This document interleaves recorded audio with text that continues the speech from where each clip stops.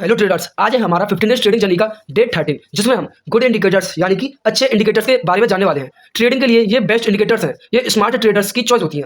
Good indicators के लिए आप पहले इन कुछ की पॉइंट्स को जरूर याद रखो, क्योंकि इंडिकेटर्स हमेशा सिग्नल देते हैं, पर ब्लाइंड ट्रस्ट मत करो, यानी कि अंधविश्वास मत करो इंडिकेटर्स पर। प्राइस के मूवमेंट को समझने के लिए इंडिकेटर्स एक सपोर्टिंग टूल होते हैं। आज के 5 इंडिकेटर्स जो मोस्ट ट्रेडर्स यूज करते हैं और मैं भी करता हूं, ये इंडिकेटर्स शॉर्ट टर्म और स्विंग दोनों ट्रेडिंग के लिए यूजफुल होते हैं। मैं खुद इन इंडिकेटर्स को डेली एनालिसिस में यूज करता हूं। आप पहले पेपर ट्रेड करें। स्टार्ट करते हैं पहले इंडिकेटर्स के बारे में समझना, जो कि है हमारा RSI इंडिकेटर्स। RSI की फुल फॉर्म होती है relative strength index. RSI overbought या ओवरसोल्ड का किंग होता है, यानी कि RSI 0 to 100 के बीच चलता है।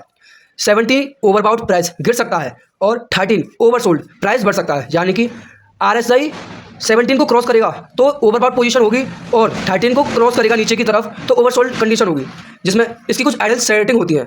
14 period RSI best use divergence और सपोर्ट रेजिस्टेंस के साथ होना चाहिए। मेरा अंदाज है मुझे RSI तब बेस्ट लगता है जब प्राइस सपोर्ट पे हो और RSI ओवरसोल्ड दिखा रहा हो। चांस होता है कि बाउंस बैक होता है हमारा मूविंग एवरेज, यानी कि MA। इसके 2 पॉइंट होते हैं, EMA और SMA। EMA की फुल फॉर्म होती है एक्सपोनेंशियल मूविंग एवरेज और SMA की होती है simple moving average. EMA exponential moving average नए डाटा को बताता है और SMA सिंपल मूविंग एवरेज पुराने डाटा को बताता है। EMA प्राइस के ट्रेंड को एक्सरे करता है। 20 EMA, 50 EMA, 200 EMA, ये सब अलग अलग पर्पस के लिए बताए जाते हैं। EMA प्राइस के ट्रेंड को फास्ट ट्रैक करता है। जब 20 EMA ऊपर जा रहा हो और उसके ऊपर मार्केट हो तो ट्रेंड बुलिश होता है। मेरा अंदाज है मैं 20 EMA को डेली चार्ट बेस ट्रेंड के लिए यूज करता हूं और 50 EMA को इंट्राडे ट्रेडिंग के लिए। MACD moving average convergence divergence. MACD trend और मोमेंटम का कॉम्बो होता है। इसके लिए 2 लाइंस हैं, MACD लाइन और signal line.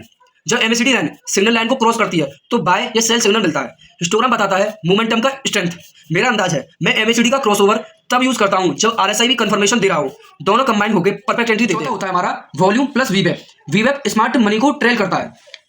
VWAP volume weighted average price. जब प्राइस VWAP के ऊपर हो तो बायर्स कंट्रोल में होते हैं। वॉल्यूम ज्यादा हो विद साथ ही ब्रेकआउट हो तो स्ट्रॉन्ग कंफर्मेशन मिलती है।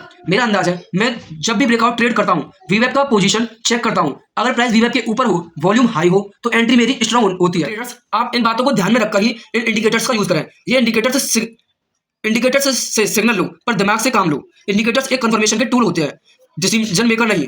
हर इंडिकेटर को अलग अलग मार्केट में टेस्ट करो। 2 या 3 इंडिकेटर्स को मिक्स करके ही ट्रेड लेना बेस्ट होता है। प्राइस एक्शन के साथ कंबाइन करो। हर बार इंडिकेटर फॉलो नहीं करेगा। मार्केट का मूड समझना जरूरी है। बैक टेस्टिंग से कॉन्फिडेंस आता है। हर इंडिकेटर पे अपना डाटा बनाओ और ट्रेडर्स आपका डे 14 मिस ना हो, इसलिए सब्सक्राइब करो, लाइक करो और कमेंट में बताओ कि आप किस इंडिकेटर्स को यूज करते हो।